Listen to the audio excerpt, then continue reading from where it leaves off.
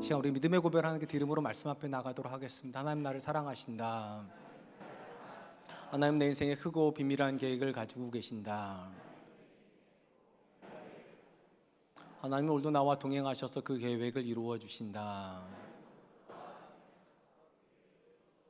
아멘. 그렇게 될 줄로 믿습니다. 아멘.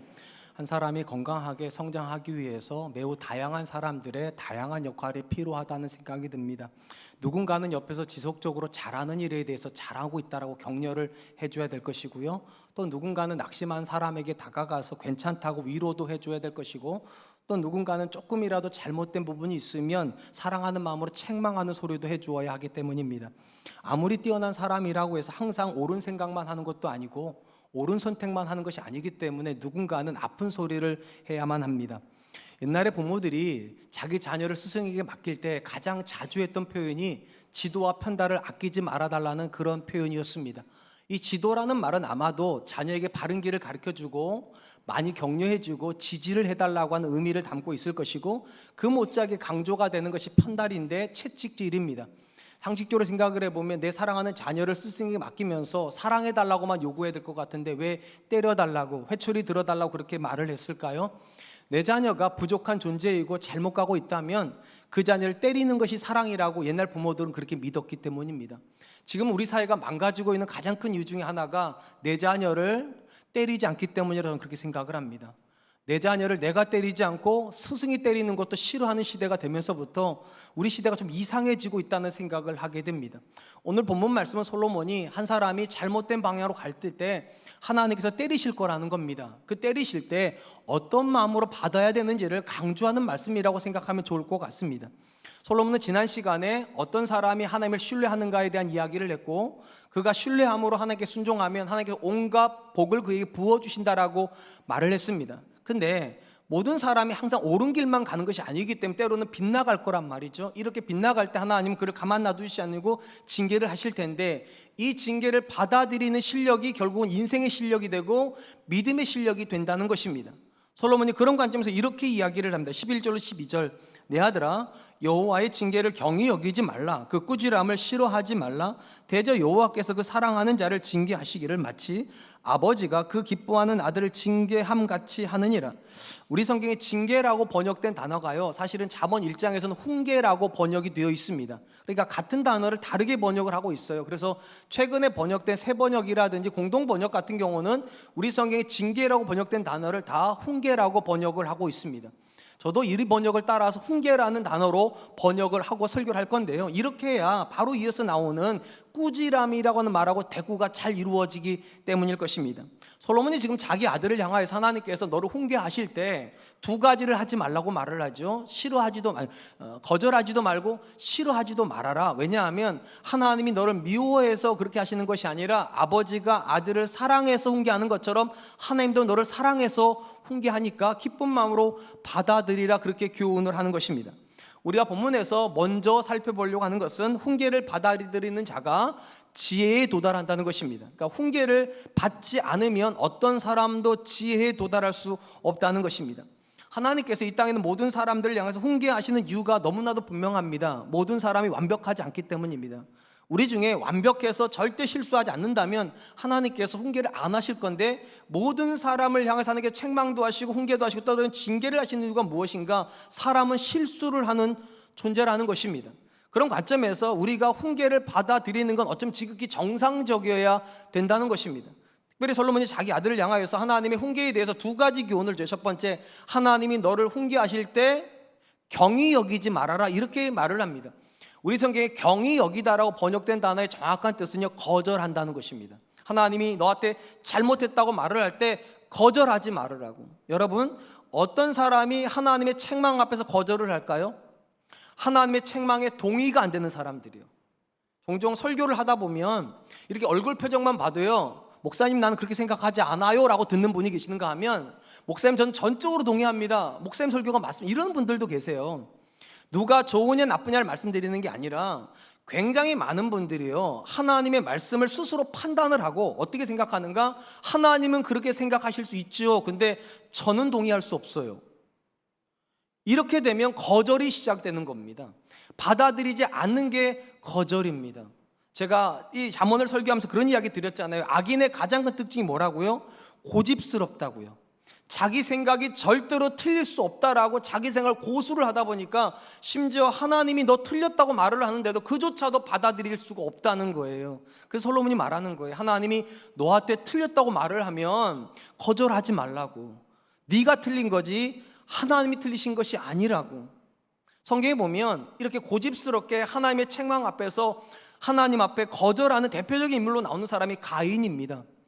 창세기 4장에 보면 가인과 아벨이 한날 한시 하나님 앞에 제사를 드려요. 근데 하나님이 가인과 그의 제물은 받지 않으시고 아벨과 그의 동생의 제물은 받으십니다. 그러자 가인이 화가 나죠. 분노를 합니다. 이때 하나님께서 가인에게 이렇게 말씀을 하십니다.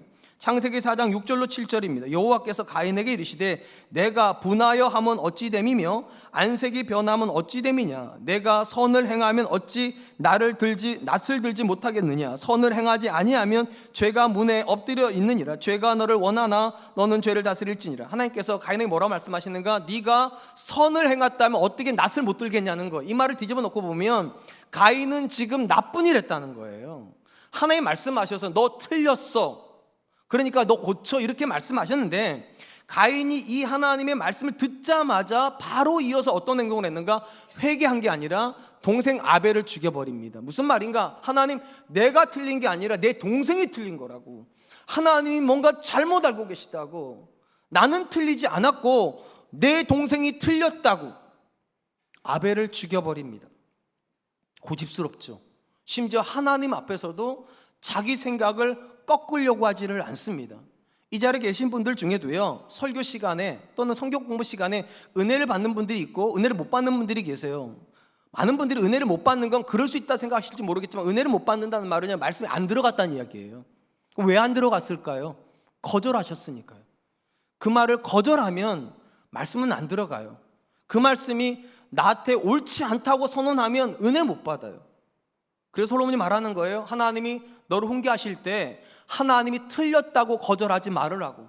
네가 틀린 게 맞다고. 또한 솔로몬이 아들을 향하여서 하나님 훈계하실 때 하지 말라고 말하는 것이 무엇입니까? 싫어하지 말라고. 하나님의 꾸지람을 싫어하지 말라. 우리 성경에 싫어하다라고 번역된 단어의 정확한 뉘앙스는요, 몹시 싫어하다는 것입니다. 심지어는 혐오할 만큼 싫어한다는 뜻도 번역이 가능합니다. 일반적으로 누군가가 나한테 어떤 말을 할 때 혐오감을 느낄 때가 언제입니까? 상대방의 이야기가 틀렸을 때 혐오감을 느끼는 게 아니고요. 보통의 경우는 상대방이 나한테 사랑하는 척하지만 사랑하지 않는 게 느껴질 때요. 남편이 아내한테 이렇게 말하잖아요. 내가 당신 사랑해서 하는 말인데 돈 좀 그만 써. 그럼 이게 사랑하는 거예요? 사랑 안 하는 거예요? 그러니까 아내들이 그런 남편의 말을 들으면 지긋지긋해 하잖아요. 본심을 얘기하라고. 본심이 느껴지지 않으면 우리는 몹시 싫어하게 됩니다. 그리고 심지어는 혐오스럽게 느끼기도 하죠. 솔로몬이 지금 아들한테 뭐라고 말하는가? 하나님이 너를 책망하실 때 하나님은 본심을 숨기지 않으셔. 너 사랑해서 하는 거야. 비록 너한테 사랑처럼 느껴지지 않고 너를 괴롭게 만들고 너를 힘들게 만드는, 때로는 너를 비난하는 것처럼 느껴질지라도 반드시 기억해. 하나님이 너를 사랑해서 말씀하시는 거야. 그러니까 하나님의 말씀 앞에서 싫어한다, 내색하지 말으라고 그렇게 권면을 합니다. 특별히 이 솔로몬의 이 싫어하지 말라고 하는 이 권면과 연이어 있는 하나의 고백이 있어요. 하나님께서 이스라엘에게 끊임없이 선지자를 보내세요. 사랑해서 보내시는 거잖아요. 그럼 상식적으로 하나님이 선지자를 보내서 그들을 권면하면 그들이 선지자를 만나서 하나님께 돌아와야 되잖아요. 근데 참 신기한 건 하나님이 선지자를 보내면 대부분의 시간 동안 이스라엘은 선지자를 핍박을 합니다. 왜 핍박을 하는가? 그 소리가 듣기 좋지가 않기 때문이에요. 그래서 예레미야서에 보면 하나님께서 이렇게 탄식을 하는 이야기가 나옵니다. 예레미야서 6장 10절입니다. 내가 누구에게 말하며 누구에게 경책하여 듣게 할꼬. 보라, 그 귀가 할례를 받지 못하였으므로 듣지 못하는도다. 보라, 여호와의 말씀을 그들이 자신들에게 욕으로 여기고 이를 즐겨하지 아니하니. 하나님께서 뭐라고 탄식하는가? 내가 그들을 향하여서 선지자를 끊임없이 보내지만 그들이 귀가 할례를 받지 못했대요. 어떤 말입니까? 잘 못 듣는다는 얘기예요. 사랑한다고 말하는데 자꾸만 비난 쪽으로 듣고, 내가 너를 인도하겠다고 말을 하면 자꾸만 저들은 하나님이 미워한다고 듣는다는 거예요. 그래서 하나님이 하신 모든 말을 마치 욕하는 것처럼 듣는다. 우리를 미워해서 하는 말처럼, 우리 망가지라고 하는 말인 것처럼 그렇게 듣다 보니까 하나님이 그들을 향해서 말씀하시는데도 그들은 돌아올 줄을 모른다는 거예요. 싫어하기 때문에. 그러므로 여러분, 하나님의 말씀 앞에서 싫어하지 마세요. 아무리 아픈 말씀이라도 여러분과 제가 잘 되게 하시려고 하나님 말씀하시는 거지, 우리를 바른 길로 인도하시기 위해서 하나님께서 채찍질 하시지, 절대로 우리 망가지게 하려고, 우리 망하게 하려고 그렇게 하지는 않으신다는 것입니다. 하나님께서 인류에게 주신 가장 큰 선물 중에 하나가 성경이죠. 그래서 성경을 특별 계시라고 부릅니다. 하나님께서 특별하게 우리에게 주신 계시라는 겁니다. 근데 이 성경이 하나님의 말씀임에도 불구하고 모든 사람들이 하나님의 말씀에 은혜 받는 건 아니에요. 똑같은 시간에서 똑같은 말씀을 들어도 누군가는 아멘하고 듣지만 누군가는 은혜를 못 받는다니까요. 그러면 어떤 사람이 하나님의 말씀에 은혜를 받고 어떤 사람이 하나님의 말씀이 그냥 지나가 버릴까? 이걸 정확하게 하려면 하나님께서 누구를 대상으로 해서 말씀을 기록했는가를 알 필요가 있어요. 오해하지 마세요. 하나님의 말씀은 유대인들 대상으로 하지 않아요. 하나님의 말씀은 심지어 크리스찬만을 대상으로 하지도 않아요. 하나님의 말씀을 교회를 다니는 사람을 대상으로 하지도 않아요. 정확히 말하면 하나님의 말씀을 죄인을 대상으로 해요. 죄인에게 기록해 주신 책이에요. 죄인에게. 당연히 이 말씀은 우리가 생각하는 것보다 훨씬 아파야만 합니다. 죄인이니까. 이 말씀은 우리가 생각하는 것보다 훨씬적으로 책망이 많이 들어갈 수밖에 없고 때로는 괴로움을 줄 수밖에 없어요. 왜냐? 잘못 가고 있는 대상을 향하여서 쓴 책이니까요. 이걸 조금 더 깊게 생각하면 어떤 사람이 은혜를 받습니까? 내가 죄인인 걸 인정하는 사람들이요.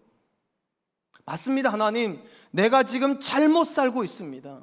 분명히 열심히 살고 있는데, 최선을 다하고 있는데 내 영혼이 텅 비어 있습니다. 돈은 벌 만큼 벌었고 성공도 할 만큼 했는데 다른 사람들에게 늘 인정도 받는데 내 영혼 깊은 곳에서부터 텅 비어 있습니다. 이게 인정되는 사람들이에요. 내가 뭔가 잘못 살고 있구나, 내가 죄인이구나. 도덕적으로는 아무 문제가 없을지 모르겠지만 하나님의 기준에서 어딘가 내가 분명히 비껴져 있구나, 비껴져 나가 있구나, 이게 인정이 돼야 들으려고 한다니까요. 찌르면 아프면서도 그래, 내가 지금까지 저렇게 못 살았다면 이제는 한번 살아봐야 되겠다, 이러면서 은혜를 받는데, 굉장히 많은 분들이 하나님 말씀 앞에서 의인으로 설교를 들어요. 한번 말씀해 보세요. 지금도 괜찮은데 좀 더 괜찮다면 내가 한번 해볼게요, 이런 식으로 자꾸만 들으니까 남편들이 변하지 않아요. 아내들이 안 변해요. 왜냐하면 이미 자기 안에 이런 생각이 있거든요. 나 정도 되면 괜찮아. 의인의 고백이 이미 똘똘 들어와 있어요. 자녀가 문제지 내가 문제라고 생각하는 부모들은요 별로 많지가 않아요. 그러니까 교회를 다니는데도 아무리 하나님 말씀을 30년, 40년, 50년 듣는데도 생각 자체가 안 바뀌어요. 왜냐면 내가 죄인이라고 생각하지 않으니까. 그러니까 하나님 말씀을 아무리 들어도 의인은 은혜 못 받습니다. 죄인만 은혜 받아요. 내가 잘못됐구나, 내가 잘못 살았구나. 예수님이 공생에 3년을 하셨습니다. 3년의 사역에서 가장 중요한 사역이 가르치시는 사역이었어요. 예수님은 항상 사람들을 몰고 다녔습니다. 늘 예수님 곁에는 수많은 사람들이 있었고요, 수많은 사람들이 예수님 곁에 있었지만 모든 사람들이 다 은혜 받는 건 아니었습니다. 아주 특정한 소수는 처음부터 끝까지 한 번도 은혜를 받지 못했습니다. 성경 그 사람들 누구라고 말하는가? 바리새인이라고 말을 합니다. 그들은 늘 예수님 곁에 있었습니다. 예수님이 가는 모든 곳에서 예수님이 하시는 모든 설교를 다 들었습니다. 그런데 한 번도 그들은 은혜를 못 받습니다. 왜 못 받을까요? 예수님의 설교의 목적 때문입니다. 예수님이 가르치시는 모든 목적은 죄인을 회개시켜 하나님께 돌아오게 하는 것이었는데, 바리새인들은 한 번도 자기들을 죄인이라고 생각해 본 적이 없어요. 그러니까 예수님이 아무리 설교해도 자기의 이야기로 들을 줄을 모릅니다. 예수님께서 아무리 그들을 향해서 너희가 회개해야 된다고 말을 해도 그들은 회개를 거절합니다. 하나님은 너희가 틀렸다고 말을 해도 그들은 그 소리를 싫어해서 나중에는 십자가에 못 박아 버립니다. 가까이 있는데, 설교를 듣는데, 심지어 제가 하는 설교도 아니라 하나님의 아들이 직접 하시는 설교를 들으면서도 그들은 은혜 못 받습니다. 정말 죄송한데요, 언젠가는 제가 은퇴를 하겠죠. 그죠? 쫓아내지 않으시면 은퇴는 하지 않겠습니까? 은퇴를 하겠죠. 그럼 제가 장담 드릴게요. 저보다 훨씬 설교 잘하는 목사 분명히 와요. 분명히 올 거예요. 근데 저랑 은혜 못 받으면 그분하고도 못 받아요. 왜냐? 같은 성경을 가지고 설교할 거거든요. 그리고 저한테 은혜 받으시는 성도님들은 어떤 목사님한테 은혜 받을 수 있어요? 왜냐? 같은 성경을 가지고 설교하니까. 근본적으로 같아요. 근본적으로 내가 죄인이라고 생각하면서 설교를 듣는 모든 순간은 은혜 받지만, 나는 의인이라고 생각하면서 설교 듣는 어떤 시간도 은혜를 받지 못합니다. 그래서 솔로몬이 말하는 거예요. 하나님이 너를 꾸짖으실 때 네가 틀려서 꾸짖으시는 거야. 네가 죄인이야. 그러니까 그 말씀 앞에서 거절하지 마. 심지어 싫어하지도 마. 그걸 받아들여야 네가 하나님이 기뻐하시는 사람이 되고 하나님 주시는 지혜의 사람이 되는 거야.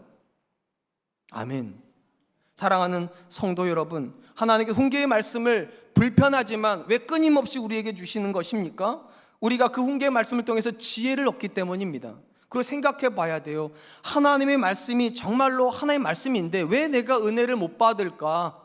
왜 10년, 20년, 30년을 살지만 여전히 나는 그렇게 내가 새로워졌다고 느끼지 못할까? 말씀의 문제일까? 내가 문제일까? 대부분은 여러분이 문제예요. 제 자신이 문제예요. 의인으로 설교를 듣는 사람은, 의인으로 하나님의 말씀 앞에 서는 사람은 절대적으로 하나님의 말씀을 듣지 못합니다. 죄인으로 들어야 됩니다. 죄인으로 들으면 당연히 그 말씀이 나를 때려도 당연한 거예요. 내가 잘못 살고 있는데 맞아야죠. 그 말씀이 나를 찔러도 그건 당연한 거예요. 내 아픈 부분을 도려내기 위해서 찌르는 거니까. 그래서 솔로몬이 교훈하는 겁니다. 이 땅에 어떤 사람도 하나님 앞에 완전한 사람 없기에 어떤 부분에서 반드시 찔릴 거라고. 그때 거절하지도 말고 싫어하지도 말으라고. 받아들이는 그 사람에게 지혜가 들어가기 때문입니다. 저와 여러분들이 그럴 수 있기를 축원합니다. 한편 솔로몬은 이어지는 말씀을 통해서 지혜가 이 땅에서 얻어지는 어떤 것보다도 비교할 수 없는 가치가 있다라고 설명을 합니다. 13절로 15절입니다. 지혜를 얻는 자와 명철을 얻는 자는 복이 있나니 이는 지혜를 얻는 것이 은을 얻는 것보다 낫고 그 이익이 정금보다 나음이니라. 지혜는 진주보다 귀하니 내가 사모하는 모든 것으로도 이에 비교할 수 없도다. 솔로몬 자기 아들을 향해서 훈계를 들을 때 거절하지도 말고 싫어하지도 말라 한 다음에 그 다음 이야기가 뭐였냐면 지혜의 가치에 대해서 논합니다. 왜 이렇게 가게 되는가 한 번만 생각해 보세요. 만약에 누군가가요 지혜의 가치가 은보다도 귀하고 금의 이익보다도 귀하고 이 땅에서 얻는 어떤 것보다도 귀하다면 하나님의 훈계를 통해서 지혜를 얻는데 하나님의 훈계를 싫어할 수 있습니까? 절대로 싫어할 수 없다니까요. 훈계가 아프기는 하겠지만 그것이 은보다도 귀하다면, 그것이 금보다도 귀하다면, 그것이 어떤 것보다도 귀하다면 어떤 사람도 훈계를 싫어하지 않을 거라는 거예요. 근데 왜 싫어하는가? 가치를 모르니까. 하나님께서 나를 아프게 하기 때문에 이후에 얻게 되는 가치를 알게 된다면 그 사람은 하나님 말씀 앞에서 자기를 쳐서 부셔낼 거라는 거예요. 한 번만 생각해 보세요. 은이 땅속에 묻혀 있어요. 막 흙덩어리고 막 진흙투성이고 손으로 만지기도 너무 지저분해. 근데 그게 은이에요. 안 주술래요? 안 주술 것 같아요. 여러분들은 반드시 줍죠. 반드시 주어요. 왜냐? 그 흙보다 은이 더 가치가 있으니까요. 지나가다가 누군가 돈을 줬어요. 떨어졌는 거 주면 안 되니까 돈을 줬다 쳐요. 근데 그 돈에 글자가 몇 자가 새겨져 있어요. 여러분 거기에 글자 새겨져 있으니까 버리실 거죠. 돈인데 죽어도 안 버리죠. 왜 안 버립니까? 가치가 있으니까요. 솔로몬이 하는 얘기 그거예요. 훈계가 아픈 건 맞아요. 훈계가 우리를 불편하게 만드는 건 맞아요. 근데 그 훈계가 은보다 귀하다면, 그 훈계가 금보다 귀하다면, 그 훈계가 어떤 것보다도 귀하다면 너가 버리겠냐는 거예요. 절대로 안 버린다는 거예요. 솔로몬이 말하는 거예요. 아들아, 너가 듣는 그 훈계가 너에게 은보다 귀해. 네가 듣는 그 훈계가 너가 금으로 이득을 얻는 것보다 더 귀해. 네가 이 땅에서 얻는 어떤 것보다도 이 지혜가 너에게 귀하다면 이 지혜를 가져오는 하나님의 훈계를 거절하지도 말고 싫어하지도 말으라는 것입니다. 본문에서 우리가 두 번째로 생각해 보려고 하는 것은 지혜가 한 사람의 행복을 결정한다는 것입니다. 지혜가 한 사람의 행복을 결정한다. 우리는 은이 행복을 보장해 줄 거라고, 금이 행복을 더 보장해 주고 온갖 보화가 있으면 더 행복해질 거라고 생각을 합니다.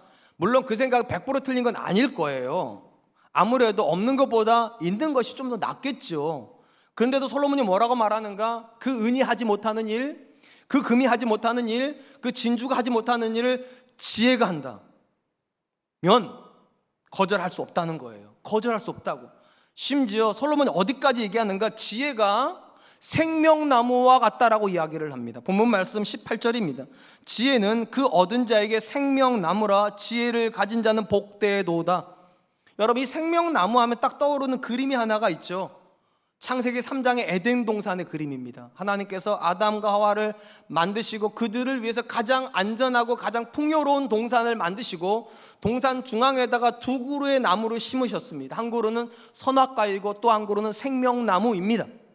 이 본문에 나오는 나무가 바로 그 나무예요. 왜 하나님께서 두 그루의 나무를 심으셨을까? 이 두 그루가 오고 오는 모든 세대에게 주는 하나님의 메시지를 담고 있기 때문입니다. 선악과는 하나님이 살아계시고 너는 그 하나님께 순종해야 된다, 순종의 대상이라는 걸 가르쳐주는 거. 하나님이 우리가 순종해야 되는 대상이다, 이걸 가르쳐줘요. 그리고 그 옆에 있는 생명나무는 네가 순종을 한다면 어떤 은혜를 받냐는 거예요. 너의 생명이 마르지 않을 거라는 거예요. 너의 생명이 시들지 않을 거라는 거예요. 온갖 은혜가 너에게 부어진다.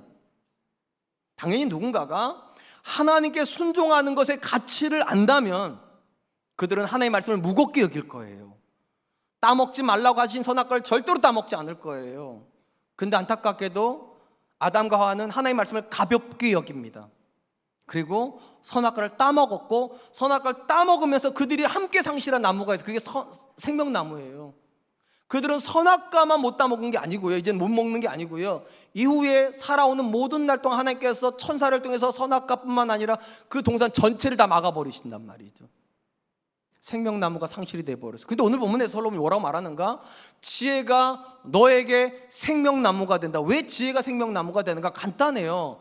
지혜의 본질이 뭡니까? 여호와를 경외하는 거예요. 아담과 하와는 하나님을 경히 여겼어요. 가볍게 여겨서 하나님의 말씀을 그냥 버려버렸다면, 지혜가 들어오면 이 사람은 하나님의 말씀을 무겁게 여겨요. 불순종할 수가 없어요. 그럼 뭐가 회복이 되는가? 선악과가 회복이 돼요.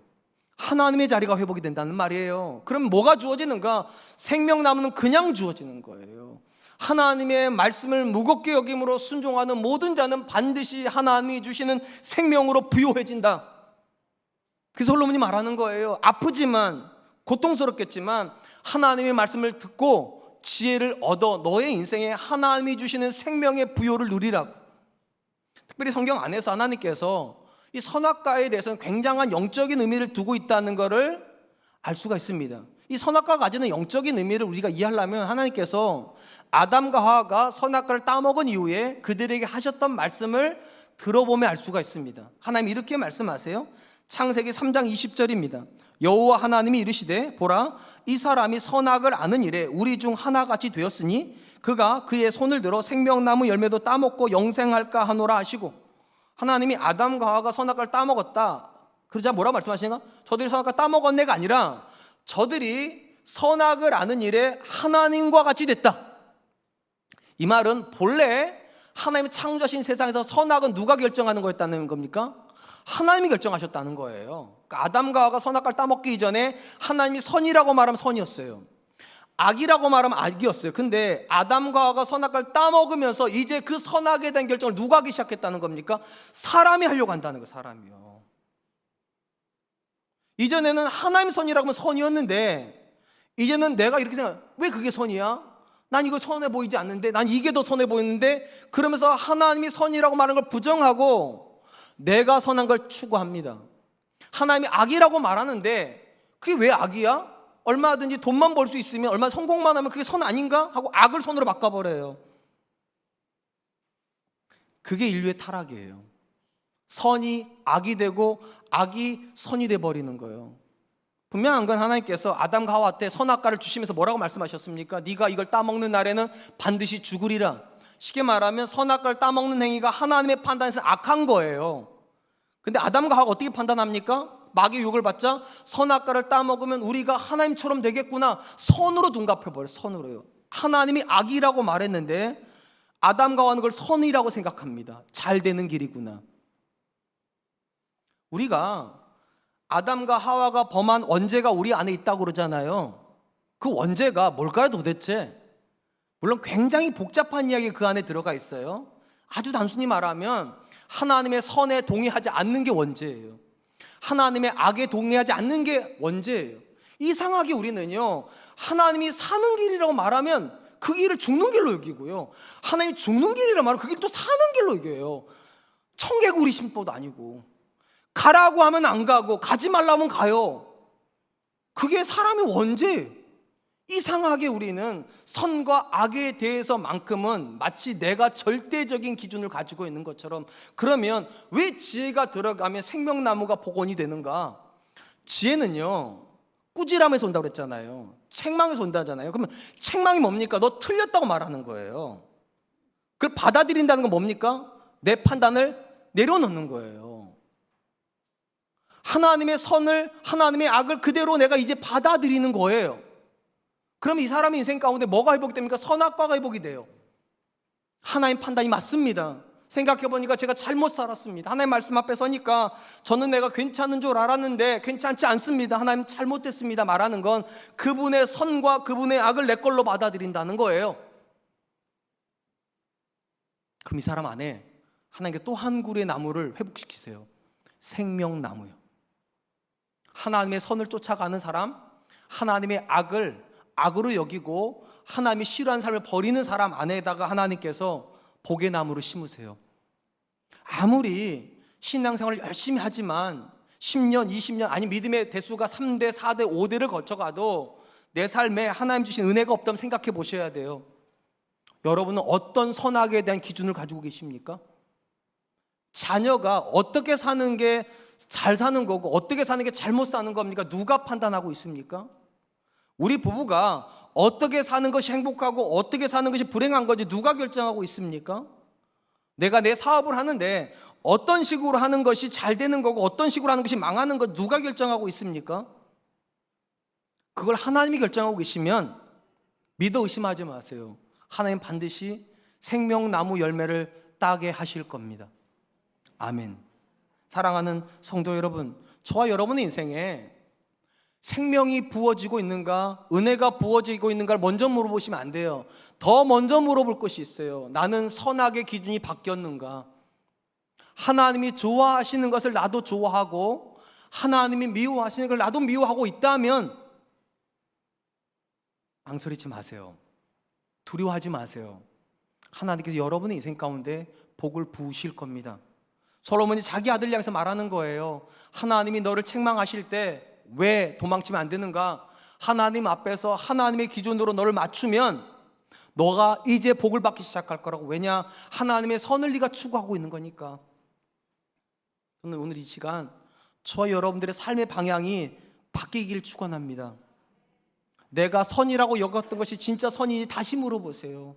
내가 나쁜 거라고 물어봤다 생각했던 그것이 진짜 나쁜 거지 다시 한번 물어보세요. 그리고 하나님이 기뻐하는 것을 나도 기뻐하기를, 하나님이 미워하는 것을 나도 미워할 수 있기를 기도하고 그 길을 쫓아가는 저와 여러분 되셨으면 좋겠습니다.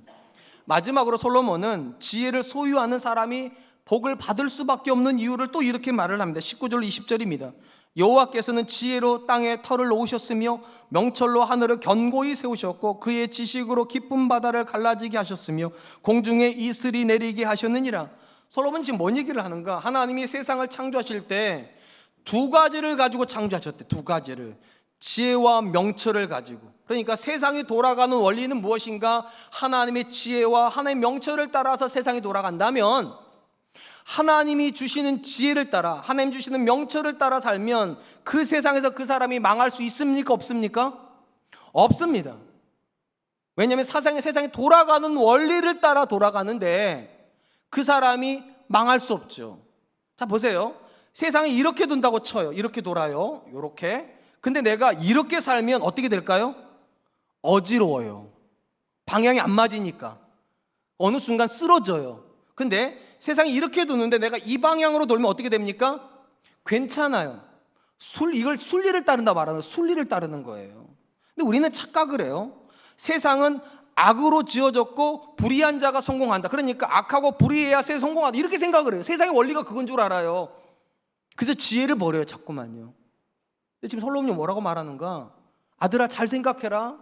네가 생각하는 것처럼 세상은 악 위에, 불의 위에 세워지지 않았다. 세상은 하나님의 지혜와 하나님의 명철 위에 세워졌기 때문에 네가 하나님께 꾸지람을 들음으로 얻게 되는 그 지혜와 명철을 따르면 너는 세상의 순리를 쫓아가는 거다. 정확히 말하면 세상을 역행하는 줄 알지만 그게 사실은 세상을 따라가는 거고, 그게 너를 승리하게 만드는 거다. 왜냐? 그 세상도 하나님이 창조하신 세상이니까. 오늘 보면서 우리가 마지막으로 주목하려고 하는 것은 지혜는 지혜를 붙잡는 자를 보호한다는 것입니다. 그러니까 내가 지혜를 붙잡으면 지혜가 나를 보호해 준다는 거예요. 오늘 본문 말씀 21절로 24절입니다. 내 아들아, 완전한 지혜와 근신을 지키고 이것들이 내 눈앞에서 떠나지 말게 하라. 그리하면 그것이 내 영혼의 생명이 되며 내 목의 장식이 되리니 내가 내 길을 평안히 행하겠고 내 발이 거치지 아니하겠으며 내가 누울 때에 두려워하지 아니하겠고 내가 누운 중 내 담이 달리로다. 솔로몬이 뭐라고 말합니까? 세상이 돌아가는 원리가 있다는 거예요. 지혜와 명철로 돌아가기 때문에 네가 그 지혜를 견고하게 지키면 그 지혜가 너를 평안하게 할 것이고 너에게 어떤 거치는 것도 없게 할 것이고 심지어 네가 누운즉 바로 잠이 들게 할 거라고, 평안하게 할 거니까. 그러면 솔로몬이 뭐라고 말하는가? 지혜와 명철, 지혜와 근신을 지켜야 한다. 지키다. 거기 동그라미 쳐. 지킨다는 말에 동그라미 치세요. 왜냐하면 이 지킨다는 단어는요, 정확히 말하면 보호한다는 개념도 있지만 감시한다는 뜻이 있어요. 감시요. 여러분, 우리가 어떤 걸 감시합니까? 보통은요, 좋은 걸 감시해요. 내 자녀들이 넘어질까 봐 늘 쳐다보는 그 눈 시선이 감시하는 거예요. 내 돈을 누가 뺏어갈까 봐 창 금고에다가 돈 넣어놓고 계속 금고만 쳐다보는 그 눈빛이 이 본문에 나오는 지킨다는 거예요. 왜냐하면 내 인생에 지혜가 들어왔는데 들어왔다고 해서 이 지혜가 항상 거기 있는 건 아니라는 거예요. 어느 순간 보면 있던 지혜가 사라져버려요. 어떻게 할 수 있습니까? 솔로몬이 지혜 왕이잖아요. 근데 그의 말년에 가보면 그건 지혜가 없어요. 참 놀랍게도 온갖 지혜를 기록해 놓고서는 어느 순간 보니까 그는 우상숭배자가 되어 있어요. 왜 그럽니까? 안 지키고 있으니까요. 지혜를 안 지키고 있으니까요. 주시해야 되는데, 계속 감시해야 되는데, 내가 지혜 안에 있는지 감시해야 되는데, 감시하지 않으면 어느 순간 지혜는 온데간데 없어지고, 그 지혜가 없어지면 우리의 평안은 깨지고 우리 삶에 있는 온갖 복들은 다 날아가 버린다는 거예요. 그래서 지켜야 된다고.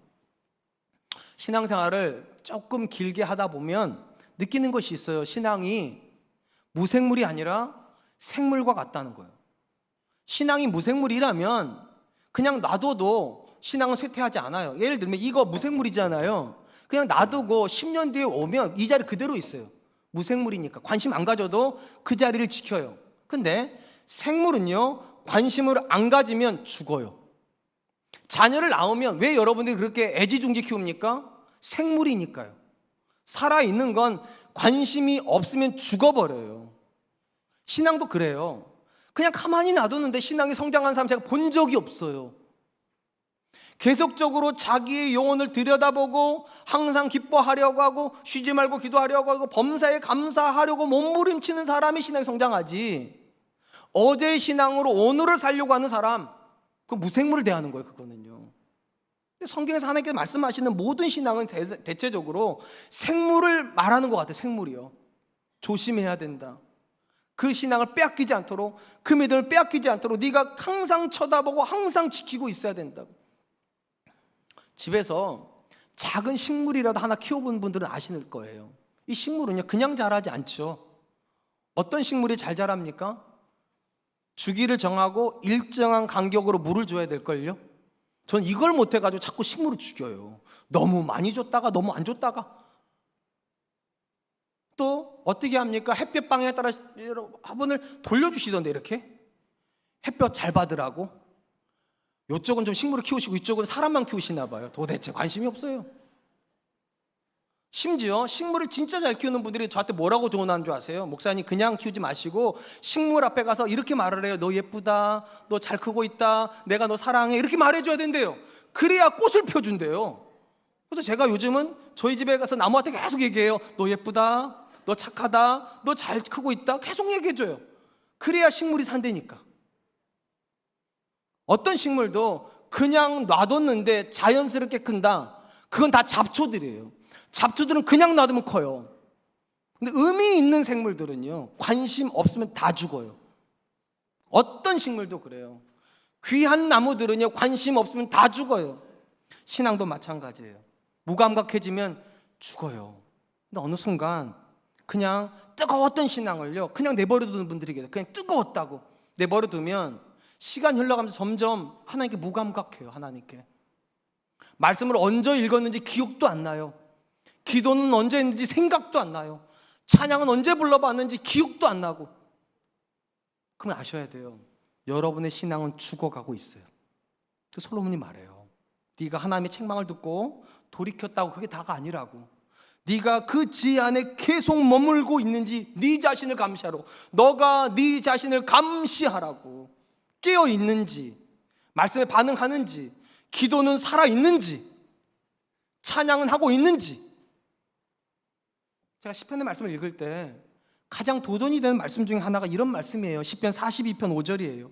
내 영혼아, 내가 어찌하여 낙심하며 어찌하여 내 속에서 불안해하는가? 너는 하나님께 소망을 두라. 그가 나타나 도우심으로 말미암아 내가 여전히 찬송하리로다. 여러분 느낌만 봐도 아시잖아요. 시편 42편은요 고라자손 시인데 그들이 고난 중에 쓴 시편이에요. 여러분 고난을 당하고 내가 원치 않는 낙심된 일에 들어가게 되면 자연스럽게 어떤 생각이 듭니까? 마음도 무너지고 불안해지고 지치는 거 아니에요? 그건 자연스러운 거 아니에요? 그러니까 이렇게 말하잖아요.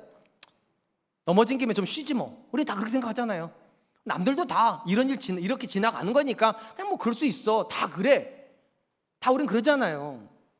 근데 놀랍게도요, 이 시편 40편 고라자손은요 자연스럽게 여기지 않아요. 자기 영혼을 책망해요. 내 영혼아, 네가 어찌하여 낙심하냐고. 너의 인생에 하나님 없냐고. 너에게 믿음 도대체 뭐냐고. 너에게 소망은 없는 거냐고. 그러니까 남들처럼 그냥 넘어지면 쉬는 거고, 힘들면 조금 늦추는 거고, 그냥 자연스럽게 순리대로 레릿비 가게 해. 그냥 자연스럽게 가. 그러는 거냐고. 고라가 뭐라고 말하면 고라자손이 아니라고. 너는 고개 들으라고. 하나님께 소망을 두라고. 여전히 이 상황에서도 얼마든지 하나님을 찬양할 수 있다고. 죄송해요, 제가 흥분해서. 여러분의 영혼은 괜찮습니까? 그래서 금요 기도에는 한 번도 안 나와도 되고, 일주일 동안 찬양은 안 해도 되고, 성경은 안 읽어도 되고, 기도는 그냥 목사님이 해주실 거고 성도들 해줄 거니까 그냥 남에게 다 맡겨놓고 나는 내 삶에 그런 겁니까? 솔로몬이 얘기해요. 하나님이 너에게 지혜를 주시면, 하나님이 너에게 믿음을 주시면, 하나님 너에게 신앙을 주시면 그냥 내버려 두지 말고 들여다보라고. 내 영혼이 안전한지, 내가 믿음 안에 견고하게 서 있는지, 내 기도가 살아있는지, 내 찬양이 하나님께 드려지고 있는지. 그냥 내버려둬도 살아있는 신앙은 없습니다. 어제 내가 뜨거웠다고 오늘도 뜨겁지는 않습니다. 어제 내가 지혜로웠다고 오늘도 지혜롭지는 않습니다. 그래서 솔로몬이 말하는 거예요. 아들아, 하나님의 말씀 앞에서 거절도 하지 말고 싫어도 하지 말아야 되지만 또 하나 방치도 하지 말아야 된다고. 매일같이 들여다보라고. 사랑하는 성도 여러분, 한 사람의 신앙은요 관심에 비례해요. 반드시 기억하세요. 관심에 비례해요. 왜냐? 신앙은 생물과 같기 때문이에요. 관심 가져야 믿음이 커요. 관심 가져야 기도가 성장해요. 관심 가져야 찬양도 들리기 시작해요. 관심 안 갖는데 찬양이 들리는 사람은 없어요. 저희 자리에 앉아 계신 분들이 하나님의 말씀 앞에 여러분의 마음을 열고, 하나님의 말씀 앞에 여러분의 시선을 두고 하나님의 말씀 앞에 반응할 수 있기를 축원합니다. 이제 말씀을 맺으려고 합니다. 한 존재가 지혜로운 사람이 된다는 건 책망을 받아들이는 거예요. 오늘 본문에서 솔로몬이 하나님의 훈계적 책망에 대해서 세 가지를 교훈합니다. 첫 번째, 거절하지도 말고 싫어하지도 말으래. 왜냐하면 이 책망이 우리를 지혜롭게 만들기 때문입니다. 하나님이 사랑해서 말씀하시는 거예요. 두 번째, 하나님께서 우리에게 책망하실 때 어떻게 들어야 된다고요? 생명나무처럼 들어야 된다고. 저 말씀이 나를 아프게 하지만 내가 저 말씀대로 살면 하나님이 내 인생에 생명나무를 다시 주신다. 온갖 은혜를 부어주신다. 그러니까 귀하게 여기고 순종해라. 마지막 세 번째, 하나님이 저와 여러분들에게 지혜를 주셨다면 방치하지 마세요. 은혜가 들어왔다면 방치하지 마세요. 믿음이 들어왔고 신앙이 들어왔다면 내버려 두지 마시고 식물을 키우듯 계속 들여다보세요. 내 영혼이 하나님과 가까워지고 있는지, 내 안에서 기쁨이 있는지, 내 안에서 감사가 있는지, 고라자손처럼 내 영혼아라고 소리치면서 매일같이 깨우는 그 사람이 오늘도 하나님의 은혜 받을 줄로 믿습니다. 그는 한 주간 사시기를 주님의 이름으로 축원드립니다. 오늘 주신 말씀을 기억하면 세 가지를 같이 한번 기도하겠습니다. 첫 번째, 하나님, 아무리 아픈 말씀 앞에 서든지 간에 거절하지 말고 싫어하지도 말고 그 말씀을 내게 주신 말씀으로 받고 회개하는 사람 되게 해주십시오. 새로워지는 사람 되게 해주십시오. 두 번째, 하나님께서 내 인생에 주신 말씀을 받았다면 멈추는 것이 아니라 아프고 힘들지만 그 말씀에 순종하여 내 삶에 선악과가 회복이 되고, 그리고 그로 말미암아 하나님 주시는 생명의 나무도 복원되는 그런 은혜를 누리게 해주십시오. 마지막 세 번째, 은혜 주셨고 지혜 주셨고 믿음 주셨는데 방치하는 사람 되지 말게 해주시고, 어제보다 오늘, 오늘보다 내일 더 하나님께 가까워지는 그런 사람 되게 해달라. 우리 같이 한 번만 기도하겠습니다. 기도합니다. 하나님 많으신 하나님 감사합니다.